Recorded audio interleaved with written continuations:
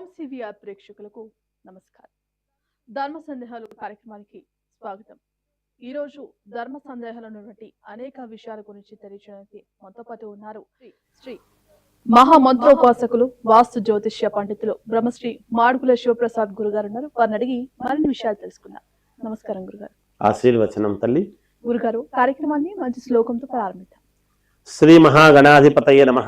ఐం మహాసరస్వత్యే నమః. శ్రీ లలితాంబికాదేవ్యే నమః. వాగర్ధావివ సంపృక్తౌ వాగర్ధ ప్రతిపత్తయే జగదః పితరౌ వందే పార్వతీ పరమేశ్వరౌ. కళ్యాణాద్భుత గాత్రాయ కామితార్థ ప్రదాయనే శ్రీమద్వేంకటనాథాయ శ్రీనివాసాయ మంగళం. గురుగారు, అయితే వైకుంఠ ఏకాదశి యొక్క విశిష్టత ఏంటి? ఆ రోజు మనం పాటించవలసిన నియమాలు ఏంటి? వాటి గురించి తెలియజేస్తారా? తప్పకుండా తల్లి. వైకుంఠ ఏకాదశి అంటే పరమ మహోన్నతమైనటువంటిది అని చెప్పుకుంటాం మనం. ఉత్తర ద్వార ప్రవేశం. వైకుంఠ ఏకాదశి యొక్క గొప్పతనము ఏమిటి అని గనక మనం ఒక్కసారి ఆలోచన చేసినట్టయితే, మనము మామూలుగా ప్రతి మాసములోనూ ఏకాదశులు వస్తాయి. ఆ ఏకాదశి ఉపవాసం అనేటువంటిది ఒకటి పెట్టుకుంటాం. ఎందుకు ఉపవాసం చెయ్యాలి, అసలు ఎటువంటి ఉపవాసం చెయ్యాలి అనేటువంటిది శాస్త్రములో చెప్పబడి ఉన్నది. ఏమిటి ఉపవాసం యొక్క అసలు ఏకాదశి యొక్క గొప్పతనం ఏమిటి అంటే, మూడు విషయాలు చెప్పాడు శాస్త్రంలో. ఏమిటి ఆ శాస్త్రంలో చెప్పిండేటువంటిదని కనుక మనం ఒక్కసారి ఆలోచన చేసినట్టయితే, మామూలుగా పుష్కరిణి స్నానం, దేవాలయాలకు వెళతాం. కానీ ఆ దేవాలయాలకు మనం ఎలా వెళుతున్నాము? బయట కాళ్ళు కడుక్కొని లోపలికి పోతున్నాం అంతే. కానీ దేవాలయానికి వెళ్ళేటువంటి ప్రతి వాళ్ళు పూర్వము దేవాలయం పక్కన పుష్కరిణి అనేటువంటిది ఒకటి ఉంటుంది. ఆ పుష్కరిణి స్నానము చేసి దైవ దర్శనం అనేది చేసుకోవాలి. అది అంత సులభమైనటువంటి విషయము కాదు, అదృష్టం ఉంటే తప్ప. అందువలన పుష్కరిణి స్నానము ఒకటి. తర్వాత గురు పాదుకలను ముట్టుకోవటం అనేటువంటిది, గురు పాదాలను తాకటం అనేటువంటిది అంత సామాన్యమైనటువంటి విషయము కాదు, అందరికీ లభ్యమయ్యేటువంటిది కాదు అనేటువంటిది ఒకటి. ఏకాదశి వ్రతము కూడా చెయ్యటం అనేటువంటిది అంత సులభమైనటువంటిది కాదు. ఈ మూడు చెయ్యనటువంటి వాడు జీవితములో వాడు ఎందుకు పనికిరాడు అని చెప్పారు. ఇది శాస్త్రములో ఉండేటువంటి మాట. ఇవి మూడు పాటించగలగాలి. ఎప్పుడో సందర్భాన్ని బట్టి, అవసరాన్ని బట్టి, అనుకూలాన్ని బట్టి శాస్త్రములో ఏది ఉందో అది కరెక్ట్గా మనము ఎప్పుడైతే పాటిస్తామో అప్పుడు కదా మానవ జన్మకు సార్థకత. ఎప్పుడో ఊరికే సార్థకత రావాలి అంటే ఎలా వస్తుంది? రాదు. అందువలన ఈ ఏకాదశి వ్రతం అనేటువంటిది చేసేటువంటి విధానము చాలా గొప్పది. ఆ రోజు ఏమి ఇంట్లో అసలు అన్నం పచనము చేయటం అనేటువంటిది జరగకూడదు. అసలు ఇంట్లో పొయ్యే వెలిగించకూడదు. అందుకే పూర్వం అందరూ కట్టెల పొయ్యిలో చేసుకునేటువంటి వాళ్ళు. కాబట్టి ఆ ఊరంతా చూస్తే దీంట్లో బ్రాహ్మలు మాత్రమే, ఇంకొకరు మాత్రమే అని కులాలకు అతీతముగా ఏకాదశి అంటే ఏకాదశి ఎవరూ ఇంట్లో వంట చేసుకునేటువంటి వాళ్ళు కాదు. ఇంట్లో ఎవరి ఇంట్లోనూ పొయ్యి వెలిగేటువంటిది కాదు. అందుకనే కొన్ని కథలు ఉన్నాయి. ఏకాదశి నాడు చూద్దాము వీళ్ళింట్లో ఏం పెడతారో అని భగవంతుడు కొంతమంది ఇళ్లకు వేరే ఒక వేషధారణ వేసుకొని బ్రాహ్మణ రూపంలో వచ్చి మాకు ఆకలవుతుంది అని అడిగితే, అయ్యో ఏకాదశే మేము పెట్టము అనడానికి లేదు, అలాగని చేయడానికి లేదు. ఏమి చెయ్యాలన్నా అని సందిగ్ధావస్థలో పళ్ళు ఏవో ఉంటే పెట్టారు. ఇలాంటివన్నీ మనం కథలు ఎందుకు చెప్పుకుంటున్నాం? భగవత్ పరీక్ష. వీడు నిలబడతాడా, నిలబడట, ఇటువంటి దానికి వీడు తట్టుకుంటాడా, తట్టుకోడా. ఏకాదశి రోజు ఇంకా అనేక రకమైనటువంటి మనం తినాలి అని అనిపిస్తుంది. అలా తినకూడదు, అలా చెయ్యకూడదు, ఇంట్లో ఎటువంటి ఇది ఉండకూడదు. అలాంటిది ఈ వైకుంఠ ఏకాదశి అంటే ఈ వైకుంఠ ఏకాదశి అనేటువంటిది ఎప్పుడు వస్తుంది? మామూలుగా ప్రతి మాసము ఇలా చేస్తూ ఏకాదశులు పాటిస్తూ ఇప్పుడు ఈ మాసములో ఏమిటి? మాసానాం మార్గశీర్షోస్మి అన్నాడు శ్రీ భగవంతుడు గీతలో, శ్రీకృష్ణ భగవానుడు. మాసములలో మార్గశిర మాసం నేనే అని చెప్పడం జరిగింది. ఈ మార్గశిర మాసం అనేటువంటి దీంట్లో ఇప్పుడు ఇది రావటం అనేటువంటిది వైకుంఠ ఏకాదశి అనేటువంటిది. అప్పుడు ఏమిటి దీని యొక్క ప్రాధాన్యత అంటే శ్రీ మహావిష్ణువు నిద్ర నుండి లేస్తాడట. అంతకుముందు 4 నెలలు పడుకొని ఉంటాడు ఆయన.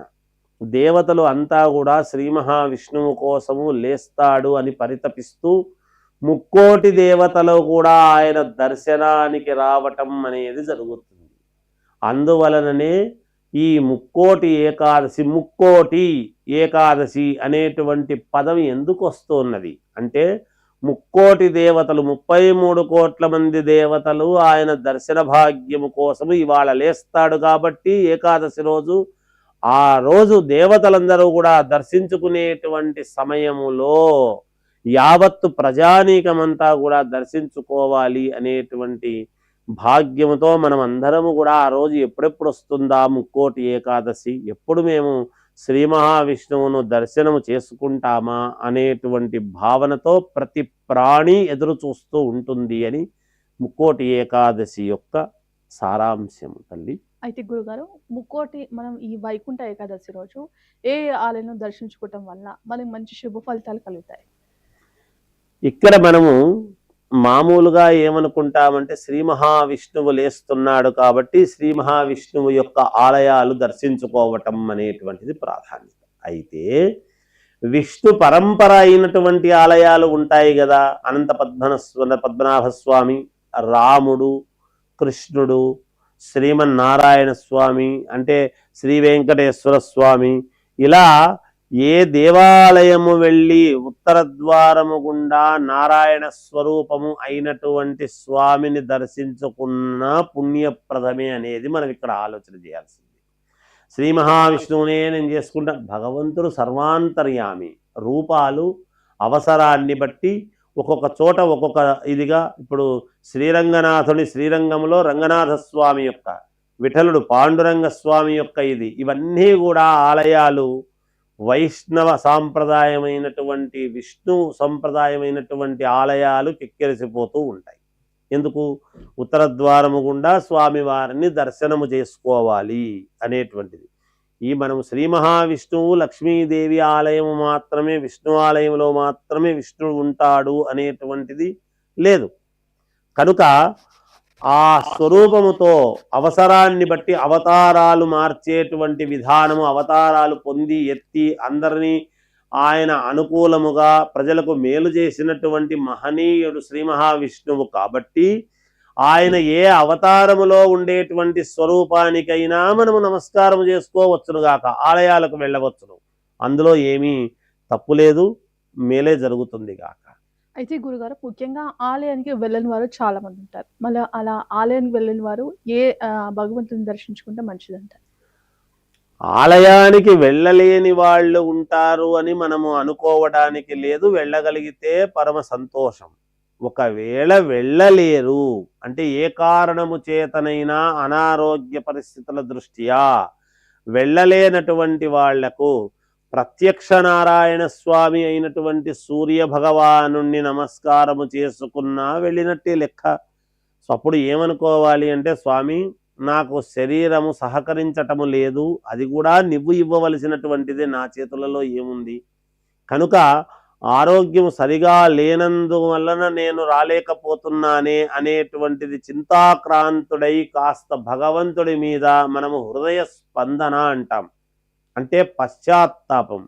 నేను రాలేకపోతున్నానే ఈ వైకుంఠ ఏకాదశి నాడు, నిన్ను చూడలేకపోతున్నానే అని అంటే భగవంతుడు కూడా నిజమైనటువంటి భక్తులకు అటువంటి సమయంలో దైవం మానుష రూపేణ అన్నట్టుగా, ఎవరో నేను గుడికి వెళ్ళానండి, వెళ్ళి వస్తూ కాస్త ప్రసాదం ఇద్దామని వచ్చాము అని వచ్చేటువంటి వాళ్ళు కావచ్చు, లేదా కళ్ళు మూసుకుంటే మనకే భగవంతుడు అవగతము కూడా అవుతాడు కూడా.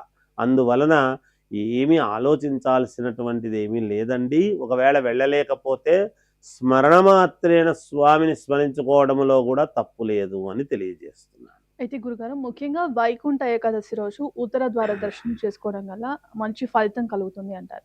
ఈ ఉత్తర ద్వార దర్శనం యొక్క ప్రాముఖ్యత గురించి తెలియజేస్తారు. ఉత్తర ద్వారము గుండా మనము దర్శనము చేసుకోవడానికి గల కారణము ఏమిటి అని గనక మనం ఒక్కసారి ఆలోచన చేసినట్టయితే, మనకు జ్ఞాన సంపద దక్షిణము నుండి ఉత్తరం వైపు కూర్చొని ఉంటాడు. ఎవరు? దక్షిణామూర్తి. దక్షిణాన్ని చూస్తూ దక్షిణాన్ని చూస్తున్నాడు అంటే అర్థం ఏమిటి? ఆయన ఉత్తరానికి ఉండి చూస్తున్నాడు అని. అంతేకాకుండా ఉత్తరము ఎప్పుడూ కూడా మోక్షకారకం. మనం ఏమి కోరుకుంటున్నాము అంటే ఏకదశి అంటున్నాము. దశ, ఏక దశ అంటే ఏక అంటే ఏదో ఒక రోజు, దశ అంటే ఏమిటి? ఆ దశ. ఏమి దశ?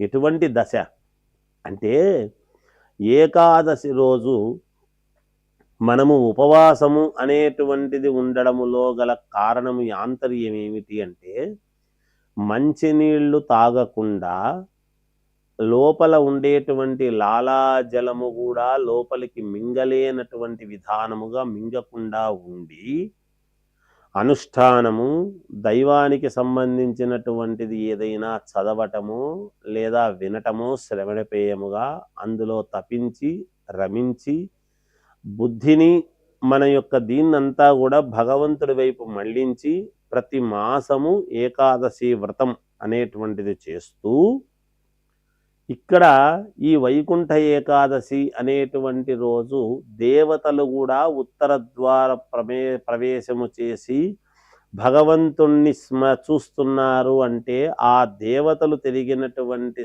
దీంట్లో మనము కూడా వెళుతున్నాము అనేటువంటి భావన. నేను ఇందాక చెప్పాను, ఏకాదశి దశ అంటే ఏమిటి? ఆ దశ అంటే ప్రతి జీవి ప్రాణము పొయ్యే ముందు ఏమీ తాగడము లేదు, ఏమీ తినడము లేదు, నీళ్లు కూడా లోపలికి పోవటము లేదు. అంటే మింగడానికి గరళం అనేటువంటిది పని చెయ్యదు. అటువంటి దశ ప్రతి ప్రాణికి తెలుస్తుంది. పోయే ముందు, జీవము శరీరము నుండి బయటికి వెళ్ళే ముందు జీవుడు తెలుస్తుంది కూడా. ఆ దశ ఎప్పుడు వస్తుంది అంటే, ఇది అలవాటుబడి ప్రతి నెల దీన్ని అలవాటు చేసుకున్నటువంటి వాడు పోయేటువంటి ప్రాణ సమయములో కూడా అప్పుడు కూడా భగవంతుడికి అనుకూలముగా మనము స్మరించకపోయినా ఆ యొక్క ఏకాదశి వ్రత ఫలితం అనేటువంటిది వస్తుంది. ఇది జీవితములో ఎన్నిసార్లు చేయాల్సి వస్తుంది అని మనం అనుకున్నట్టయితే, ప్రతి పిల్లవాడికి కూడా 12 సంవత్సరాల వయస్సు నుండి పాటించాల్సినటువంటి నియమము ఉన్నది. ఎందుకు? పూర్వము 12 ఏళ్ల అబ్బాయికి 8 ఏళ్ల అమ్మాయినిచ్చి వివాహం అనేటువంటిది చేసేవాళ్ళు.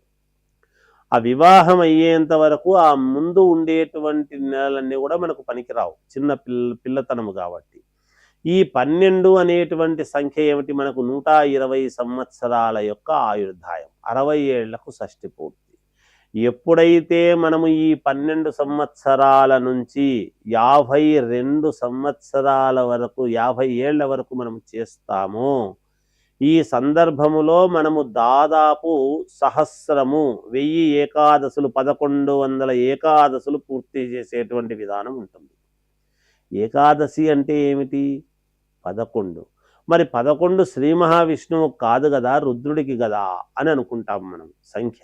అయితే శివస్య హృదయం విష్ణు, విష్ణోస్య హృదయం శివ అని చెప్పుకుంటున్న కారణం అందుకనే ఏకాదశి ప్రీతి శ్రీ మహావిష్ణువుకు అంటే పరమేశ్వరుడికి ప్రీతికరమైనటువంటి సంఖ్య ఆయనకు ప్రీతికరమే అనేటువంటిది మనము భావించాలి. మనకు వచ్చేటువంటి మాసాలలో కూడా ఇప్పుడు మార్గశిరం, పుష్యం, మాఘం అయిపోయాయి కదా, ఇంకేముంది అంటే దగ్గరికి ఎక్కడికే వస్తున్నాయి కదా మాసాలు లెక్క పెట్టుకున్నప్పుడు.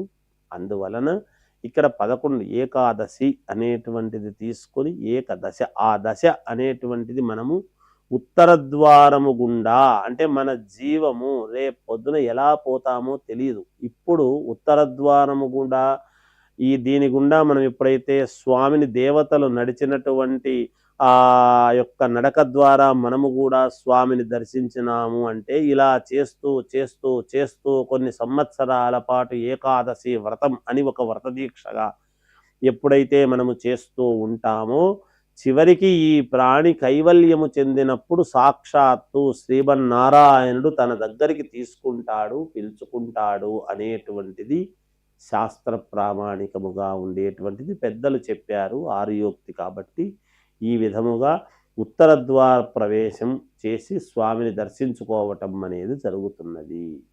అయితే గురుగారు, ముఖ్యంగా మార్గశిర మాసంలో మనం తెల్లవారుజామున లేస్తాం. ఆ లేవటం వల్ల వచ్చే ఫలితం ఏంటి గురుగారు?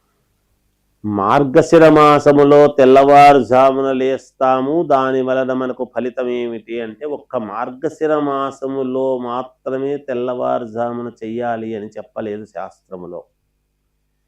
దేవతలు తిరిగేటువంటి బ్రాహ్మీ ముహూర్తంలో లేచి స్నానము చేసినటువంటి వాడు దేవతా స్నానమని, సూర్యోదయాత్ పూర్వము సూర్యుడు ఉదయించేదానికంటే ముందు స్నానము చేసి దీపారాధన చేసి అలా సూర్యుడు వచ్చే సమయానికి ఎదురుగా కూర్చొని సూర్య నమస్కారము చేసేటువంటి వాడు దేవతా స్నానం మానవ స్నానమని, సూర్యుడు ఉదయించిన తరువాత చేసేటువంటి స్నానాన్ని రాక్షస స్నానం అని 3 స్నానాలు మాత్రమే చెప్పారు శాస్త్రంలో. అందువలన తెల్లవారుజామున ప్రతి మాసములోనూ లేవవలసినటువంటిదే. కానీ ఈ రోజున ఉండేటువంటి పరిస్థితుల యొక్క దృష్ట్యా కనీసము కార్తీకం, మార్గశిర మాసము, మాఘమాసము, ఇలా ఈ మాసాలు ముఖ్యమైనటువంటి మాసాల్లో అన్నా కనీసము లేచి తెల్లవారుజామున్నే వాపి కూప తటాకాది అన్నాడు. అంటే బావుల దగ్గర, బోర్ల దగ్గర, చెరువుల దగ్గర సముద్ర స్నానము, నదీ స్నానము, ఇటువంటి స్నానాలు చేయటము వలన అప్పుడు ఆ తెల్లవారుజామున ఉండేటువంటి గ్రహస్థితుల యొక్క ప్రభావము వలన నీటి మీద ఉంటుంది వ్యవస్థ అంతా కూడా, ఆ గ్రహస్థితుల యొక్క ప్రభావం. అటువంటి చల్లని నీళ్లతో మన శరీరానికి ఎప్పుడైతే మనము స్నానము చేస్తామో ఆ గ్రహాల యొక్క అనుగ్రహము అనేటువంటిది మన శరీరానికి అనుకూలమవుతుంది అనేటువంటి భావనతో శాస్త్రములో చెప్పారు పెద్దలు. అందువలననే తెల్లవారుజామున లేస్తే ఏమవుతుంది అంటే సకలము పుణ్యప్రదం, ఏది మనకు మంచో అది జరుగుతుంది. నెగటివిటీ అనేటువంటిది ఉండకుండా ఇంటిల్లిపాదులు ఎప్పుడైతే తెల్లవారుజామున లేచి మనము ఎంఎస్ సుబ్బలక్ష్మి గారివి లేకపోతే ఘనసాల గారివో ఏవో మనం ఇప్పుడు కౌసల్య సుప్రజారామ పూర్వ సంధ్యా ప్రవర్తతే ఉత్తిష్ట నరశార్దూల అని మనం పెట్టుకుంటున్నాం. ఎప్పుడు పెడుతున్నారు? ఇది 7:30-8కి పెడుతున్నారు కాదు, 4 గంటలు 4:30 సమయానికి పెట్టవలసినటువంటి ఈ యొక్క ఇది ఎప్పుడో 6కు 6:30కు పెడుతున్నారు. అటువంటి దానివల్ల లాభం లేదు. ఇది 4 గంటలు అప్పుడు పెట్టవలసినది. కౌసల్య సుప్రజా రామ పూర్వ సంధ్యా ప్రవర్తతే ఉత్తిష్ట నరశార్దూల. అసలు ఏం చెప్పినాడు? రాముని జన్మ ఎత్తిన తర్వాత లే కౌసల్య తనయా రామ, నువ్వు ఈ నిద్ర లేవడం అనేటువంటిది నిద్ర లేయడం అని కాదు, నీవు పుట్టినటువంటి దానికి సార్థకత అనేటువంటిది ఒకటి ఉన్నది. దేనికోసము నీ అవతారము పొందావో ఆ అవతారానికి తగినటువంటి మార్గం ఏమిటో నేను చెప్పాలి కదా. మరి ఎందుకు నువ్వు ఆ అవతారం ఎత్తినట్టు? అందువలన నిద్ర లేయడం అనేటువంటిదే కాదు, నీ పుట్టుకకు మార్గదర్శకానికి నిద్రలేయి, ఈ త్రోవలో మనం వెళ్ళాలి అని ఒక్కసారే లేపినాడు. మనం రోజు అది పెట్టుకొని లేస్తున్నాం, అయినా లేవలేకపోతున్నాం. రాముడు లేచింది ఒక్కసారే నిద్ర. ఏమిటి?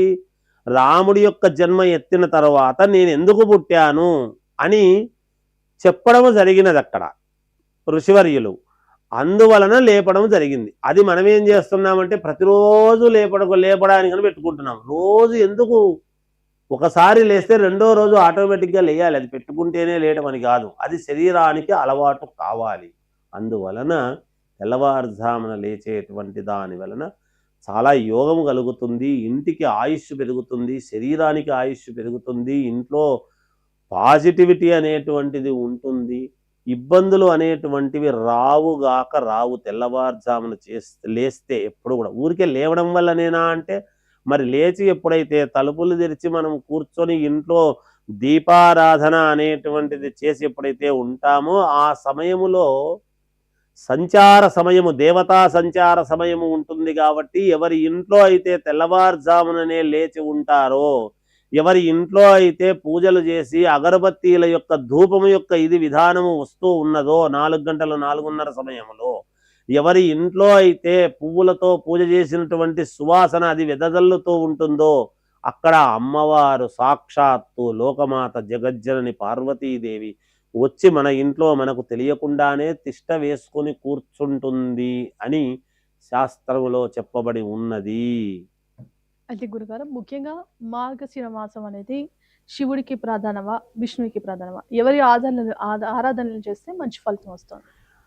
అమ్మ, మార్గశిర మాసము అనేటువంటిది విష్ణువుకు మాత్రమే ప్రాధాన్యత, శివుడికి లేదు అనడానికి లేదు. అలాగైనప్పుడు శివాలయాలన్నీ మూసేయాలి కదా? లేదు కదా? ఎందుకంటే మనము అనుకుంటున్నాము ఈయన వేరు, ఆయన వేరు, ఇంకొకరు వేరు, ఇంకొకరు వేరు అని. కాదు, భగవంతుడు అనేక రూపాలతో అనేక ఇదితో మనకు దర్శనమిస్తూ ఉంటాడు.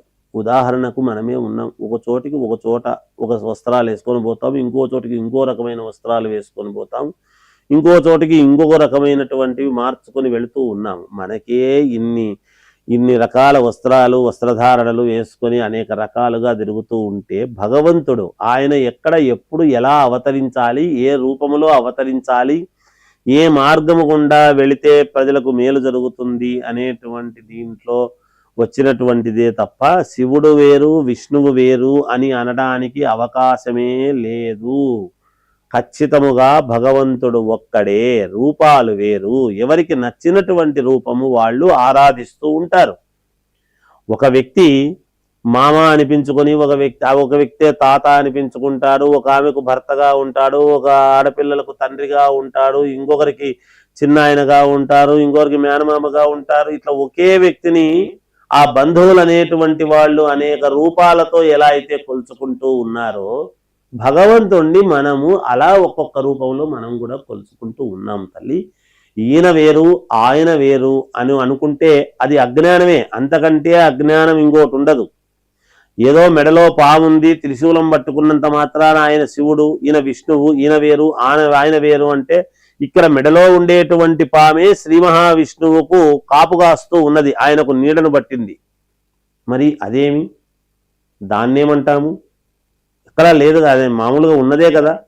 అందువలన ఇక్కడ వేరు వేరు అనేటువంటి భావనతో మనం ఎప్పుడు చూసే అవకాశం లేదు తల్లి. ఆయన చెప్పినాడు, ఆయన ఏం చెప్పినాడు?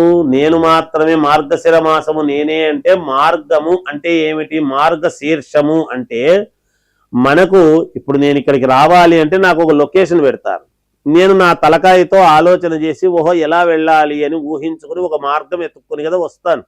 అలా మార్గము చూపించేటువంటి వాడిని నేను. దేనికి చూపిస్తున్నాడు ఆయన మార్గము? ముక్తికి మార్గము చూపిస్తున్నాడు. ఏమి ముక్తి? మనము ఇంతకాలము సంవత్సరము పొడవునా చేసుకున్నటువంటి పుణ్యప్రదమైనటువంటిది ఏదైనా ఉంటే ఈ వైకుంఠ ఏకాదశి నాడు మనము వెళ్ళేటువంటి పద్ధతి, ఉన్నటువంటి విధానము, మనము పాటించినటువంటి విధి విధానాలు, ఆచరించేటువంటి పద్ధతి, ఏకాదశులు వ్రతము చేసేటువంటి విధానము అన్నీ పాటించి ఎప్పుడైతే మనము ఒక మార్గము, ఉన్నతమైనటువంటి స్థితికి మన ఎదుగుదలకు మనకు జ్ఞాన మార్గం అనేటువంటిది చూపిస్తున్నాడు. ఆ జ్ఞాన మార్గం అనేటువంటిది చూపించేటువంటిది ఈ మార్గశిర మాసము అని. ఈ మార్గశిర మాసంలో ఆ మార్గము దొరికితే దాన్ని పట్టుకొని పోవాయా ముందుకు, నీకు యోగము కలుగుతుంది, మేలు జరుగుతుంది, ముక్తి దొరుకుతుంది, నువ్వు అనుకున్నటువంటిది నీకు లభ్యం అవుతుంది అని చెప్పబడి ఉన్నది. నేనే అంటే నన్ను తప్ప ఎవరిని చేయొద్దండి దాని అర్థం కాదు.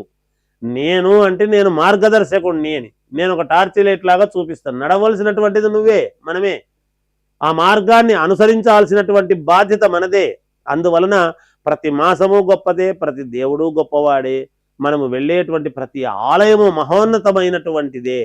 మనకు చిత్తశుద్ధి, భగవంతుడు అక్కడ వేరు ఇక్కడ వేరు అనకుండా మనము చిత్తము, మనస్సు ఏకాగ్రతతో ఎప్పుడైతే వెళతామో, ఎప్పుడైతే భక్తిపూర్వకముగా వెళతామో, భయము భక్తి అనేటువంటివి రెండూ ఉండాలండి. ఎప్పుడు కూడా ఏమిరా నీకు భయభక్తులు లేవా అంటారు.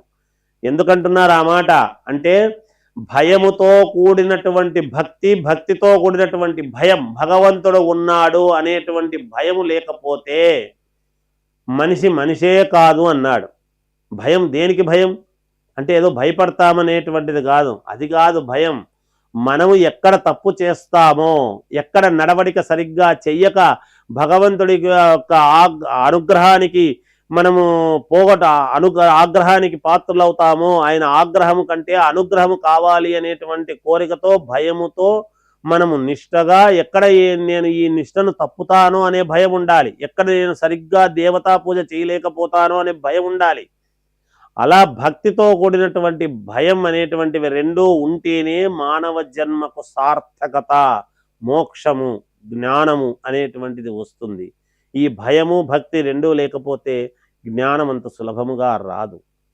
అయితే గురుగారు, ముఖ్యంగా గోదాదేవిని శ్రీరంగనాథుడు కళ్యాణం చేసుకోవటంలో ఉన్న రహస్య తత్వం ఏమిటంటారు? దాని గురించి మాకు తెలియజేస్తారు. అమ్మ చాలా విశేషమైనటువంటిది.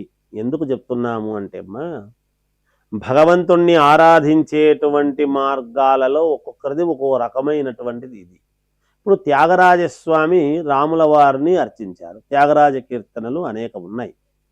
అలాగే అన్నమయ్య శ్రీ వెంకటేశ్వర స్వామిని అర్చించారు. రామదాసు కూడా రాముణ్ణి అర్చించాడు కదా, రామదాసు కీర్తనలు కూడా ఉన్నాయి కదా.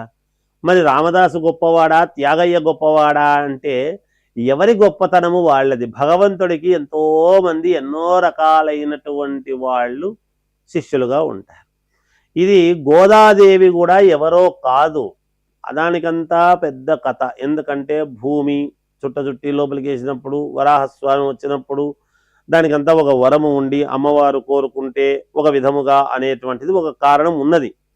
గోదాదేవి కూడా ఇంకొక రూపకముగా లక్ష్మీదేవి యొక్క స్వరూపమే. మనము ఇందాకే చెప్పుకున్నాము, శ్రీ మహావిష్ణువు అనేక రకాల రూపాలలో అవతారాలలో భాగంగా శ్రీరంగనాథుడు అనేటువంటిది. ఎందుకు మనము చెప్పుకుంటున్నాము గోదాదేవి అనేటువంటి?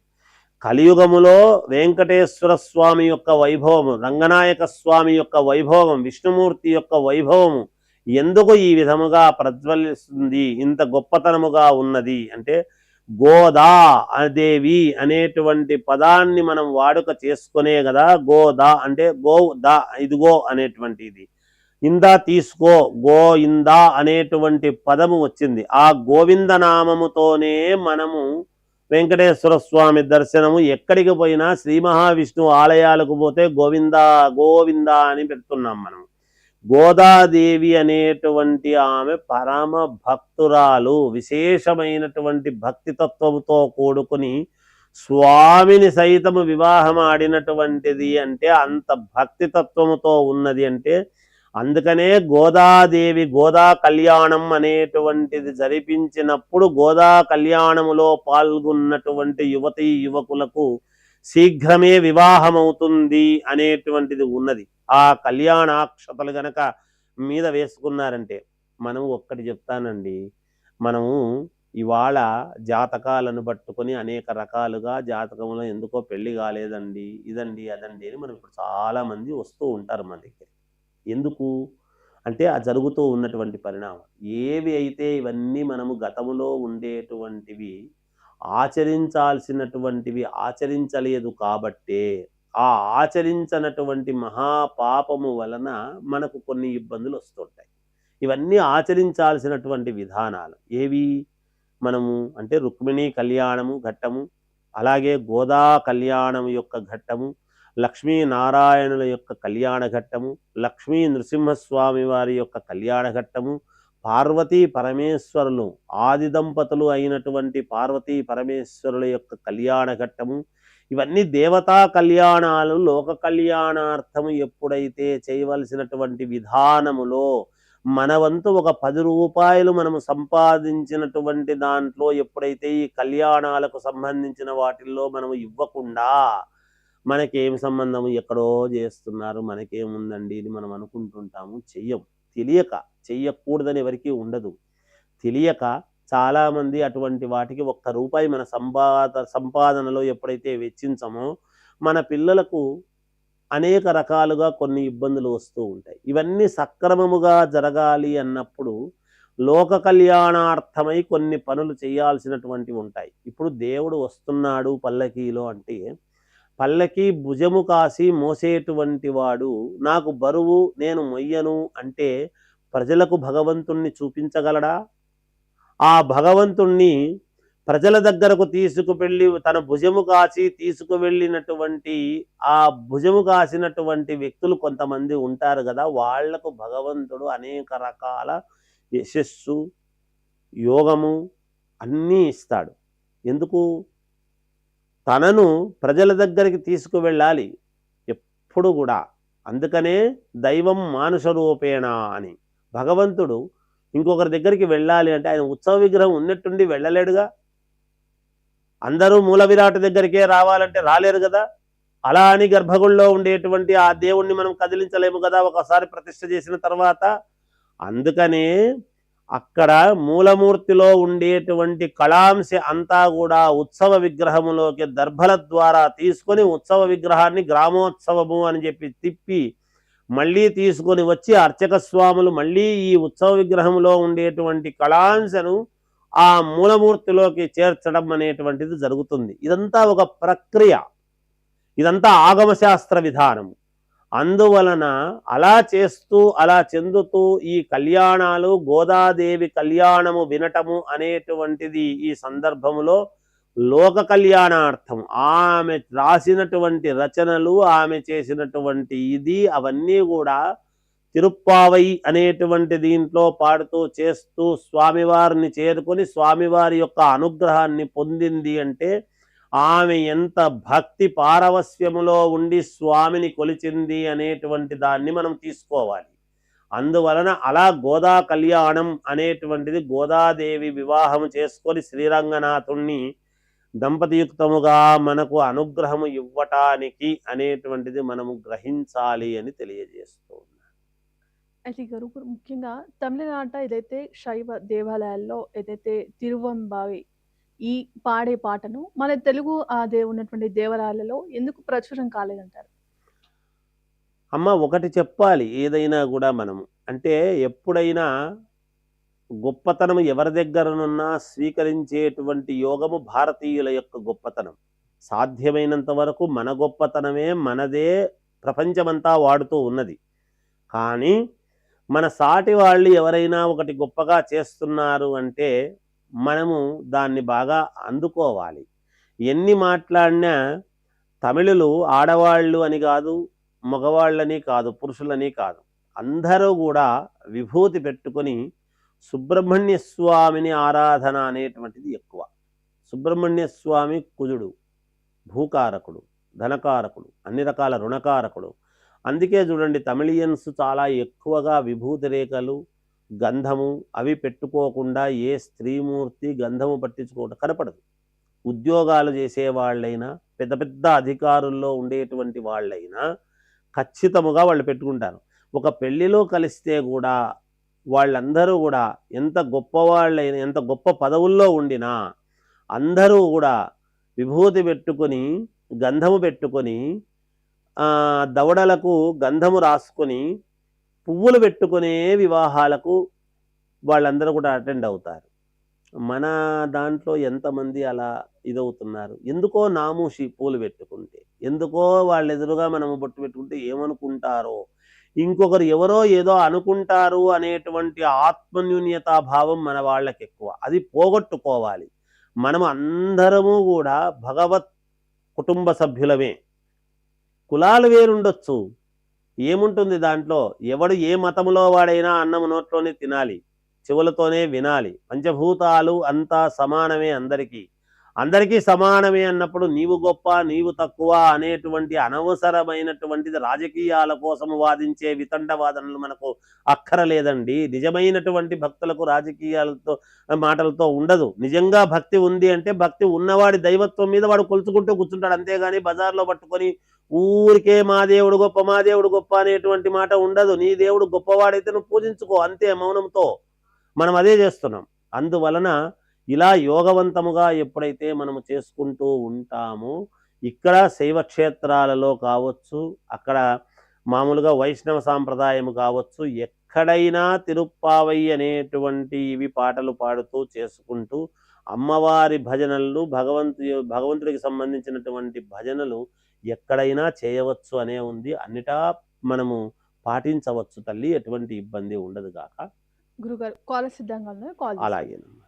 హలో, నమస్తే అండి. నమస్కారం గురుగారు. చెప్పు నాయనా. ఏమండి, ఈ మధ్యకాలం మా స్నేహితుడు ఒకరు పాము తొక్కారండి. అయితే రాత్రులు ఎలా ఉండాలి, దాని గురించి పరిహారం చెప్పగలరా సార్? తొక్కాడు, తొక్కినప్పుడు అది ఏమైనా వెనక్కు తిరిగి చూసిందా, వెళ్ళిపోయిందా అనేటువంటిది ముఖ్యం. అక్కడ వెనక్కి తిరిగి చూసిందండి, దాంతో పారిపోయిందండి. అయితే రాత్రికి ఎలా ఉండాలి మనం? సరే, ఏమి కాదండి. అపరాధ శాస్త్రాన్ని ఒక సుబ్రహ్మణ్యేశ్వర స్వామి ప్రతిష్ఠ చేసిన దాని దగ్గరికి వెళ్ళి, నేను తప్పు చేశాను, పొరపాటు చేశాను, తెలియక చేసినాను అని నమస్కారం పెట్టుకొని మామూలుగా 1 లీటరు పాలు పోసి ఆ పాలు కళ్ళకు అద్దుకొని కాస్త తీర్థముగా తీసుకోమనండి. తప్పకుండా ఏమీ భయపడక్కర్లేదు. ఇది ఒక మంగళవారం నాడు చేయమనండి. రాత్రిలో పూట ఏమి ఇబ్బంది ఏమి లేదండి. మరి ఏదో చోటు మంత్రించాలి, కట్టుకోవాలని చాలా చెప్పారు సార్ ఇంటి వాళ్ళు. ఏం కట్టుకోమన్నారు? చోళ గింజలు మంత్రిస్తారట కదా సార్? ఏం అక్కర్లేదండి, ఏం అవసరం లేదు, భయపడాల్సిన అవసరం ఏమీ లేదు. పొరపాటు జరుగుతూ ఉంటాయి, తెలియక జరుగుతూ ఉంటుంది. అంటే మనం అనుకుంటాము కానీ అవి నన్ను పగబట్టి అదే పనిగా తొక్కాడా, పొరపాటు చేశాడా అనేటువంటివి కూడా తెలుస్తాయి వాటికి. కనుక మీరెక్కడ ఆందోళన చెందాల్సినటువంటి పరిస్థితి ఏమీ లేదండి, బాగుంటుంది. నేను చెబుతున్నాను కదా, ధైర్యంగా ఉండండి, ఏం పర్వాలేదు. ఓకే అండి, గురుగారు చెప్పింది పాటించండి, తప్పకుండా శుభం కలుగుతుంది. అయితే గురుగారు, ముఖ్యంగా ఏదైతే ధనుర్మాసంలో తిరుమల దేవాలయంలో అయితే ప్రత్యేకంగా తిరువప్పావై పారాయణం ఎలా జరుపుతారంటారు?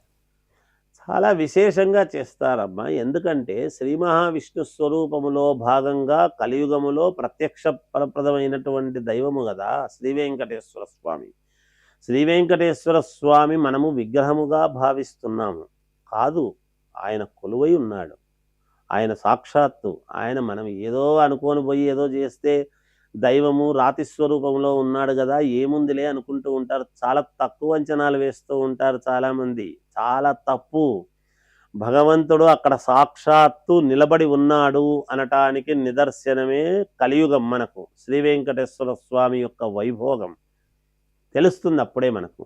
వెంటనే మనకు ఎలా జరగాలనో అలా శృంగభంగము చేసి కూర్చోబెడతాడు మనల్ని. అందువలన ఆ వెంకటేశ్వర స్వామి దగ్గర తిరుప్పావై అనేటువంటిది చాలా విశేషముగా చేయబడుతుందమ్మా. ఎందుకు చెప్తున్నాను కదా, శ్రీ మహావిష్ణువు యొక్క రూపములో ఆ రూపములో ఉండేటువంటి వాణ్ణి కదా, ఇక్కడ కాదు కదా అనేది ఉండదు. శ్రీ వెంకటేశ్వర స్వామి సన్నిధిలో అన్ని రకాల భోగాలు, అన్ని రకాల యోగాలు కార్తీక మాసంలోనూ జరుగుతాయి, మార్గశిర మాసంలోనూ జరుగుతాయి. అది వైకుంఠము. మనము ఎక్కడో ఉంది వైకుంఠం అని అనుకుంటుంటాము. సద్గతులు చెందితే తప్ప వైకుంఠము కనపడదు అని మనం అనుకుంటాం. కానీ తిరుమల వెళ్ళండి. అందుకనే మనం వెళ్ళే ప్రతివాడు కూడా ఏమనుకొని వస్తుంటామంటే వెంటనే బుక్ చేసుకొని సాయంత్రం తిరుగు ప్రయాణం పెట్టుకొని రావాలి అని వెళుతూ ఉంటాం. సహజం, ఎందుకంటే అక్కడ ఉన్నటువంటి భక్తుల దృష్ట్యా రద్దీ ఉండేటువంటి వ్యవహారములో. కానీ మనము ప్రశాంతముగా వెళ్ళి ప్రశాంతమైన మనస్సుతో స్వామిని దర్శించుకొని క్షణమే కావచ్చుగాక, తండ్రి నీవే దిక్కు, నిన్ను నమ్మినాను, నీవు తప్ప నాకు ఇంకొక ఇది లేదు అని ఎప్పుడైతే పరిపూర్ణముగా మనము ఆ కొండ మీద 7 కొండలు ఎంత పవిత్రతతో చూస్తూ, పవిత్రతతో ఎక్కి, పవిత్ర భావముతో ఉంటూ గోవిందా గోవిందా అనేటువంటి నామము తప్ప వేరే ఇతరత్రా మాటలు ఎప్పుడూ కూడా స్వామి సన్నిధిలో మాట్లాడరాదు. ఆ 7 కొండలు ఎక్కడము కూడా మనకుండేటువంటి 7 జన్మల యొక్క పుణ్య ఫలం. తిరుమల వెంకటేశ్వర స్వామిని దర్శించుకోవటము అంటే సాక్షాత్తు ఈ జీవము పోయిన తర్వాత శ్రీ మహావిష్ణువు ఎలా ఉంటాడో పైన అలాగే ఇప్పుడు కనపడుతున్నాడు. అలా కనపడుతున్నటువంటి దాన్ని మనం ఎలా చూడాలి, ఆ ప్రసాదం ఎంత భక్తి శ్రద్ధలతో తీసుకోవాలి, ఎలా ఆ 7 కొండలు ఎక్కేంత వరకు దిగొచ్చేంత వరకు కూడా గోవింద గోవింద అనేటువంటి నామస్మరణ తప్ప వేరే ఉండరాదు. ఏమిటి అక్కడికి వెళ్ళేటప్పుడు గోవింద గోవింద అనుకుంటూ వెళ్ళి దిగినంతసేపు గోవింద గోవింద అనుకుంటూ దిగి వస్తే ఏమవుతుంది అంటే మీకే తెలుస్తుంది. అది తప్ప వేరే ఇతరత్రా మాటలు మాట్లాడుతూ వేరే వ్యవహారిక శైలి మాట్లాడుకుంటూ కుటుంబ సమేతముగా వెళతాం. కుటుంబ సమేతముగా వెళ్ళినప్పుడు కుటుంబంలో ఉండేటువంటి అన్ని విషయాలు ఇలా కోరుకుందాం అలా కోరుకుందాం, స్వామిని మనకి ఈ ఇబ్బందులు తొలగిపోతాయి, ఆ ఇబ్బందులు తొలగిపోతాయి, ఈ చీర కట్టుకో, ఈ ప్యాంటు వేసుకో, ఈ చొక్కా వేసుకో, ఇవి కాదు. మనకు ఉండేటువంటి ఆర్థిక ఇబ్బందులు ఎట్లా పోతాయో ఏమో, ఇన్నాళ్ళకు రాగలిగినాము, ఇవన్నీ పోగొడితే స్వామికి నేను అది చేస్తా, నాకు ఇది వస్తే ఇది చేస్తా, ఇవి కాదు కావాల్సింది. గోవింద, ఇన్నాళ్లకు నేను నిన్ను చూసేటువంటి భాగ్యం నాకు కలిగించినావు తండ్రి, ఇన్నేళ్లకు కలిగించినావు, నీ అనుజ్ఞ లేనిదే నేను రాలేకపోయాను, ఎప్పుడెప్పుడు నిన్ను చూస్తానా తండ్రి అనేటువంటి ఆత్రతతో, జిజ్ఞాసతో, ఆర్తితో, భక్తితో ఎప్పుడైతే మనము గోవింద గోవింద అనుకుంటూ వెళతామో అప్పుడు కదా మనకు పుణ్యఫలం, అప్పుడు మనకు మేలు జరుగుతుంది అని దాని యొక్క ప్రాశస్త్యం. గురుగారు, ధర్మ సందేహాలు ఉన్నటువంటి అనేక విషయాల గురించి మాకు తెలియజేసినందుకు ధన్యవాదాలు. జయోస్తు. చూసారు కదండి, ఇది ఇవాల్టి ధర్మ సందేహాలు కార్యక్రమం. మరో కార్యక్రమంలో మళ్ళీ కలుసుకుందాం. అంతవరకు సెలవు. నమస్తే.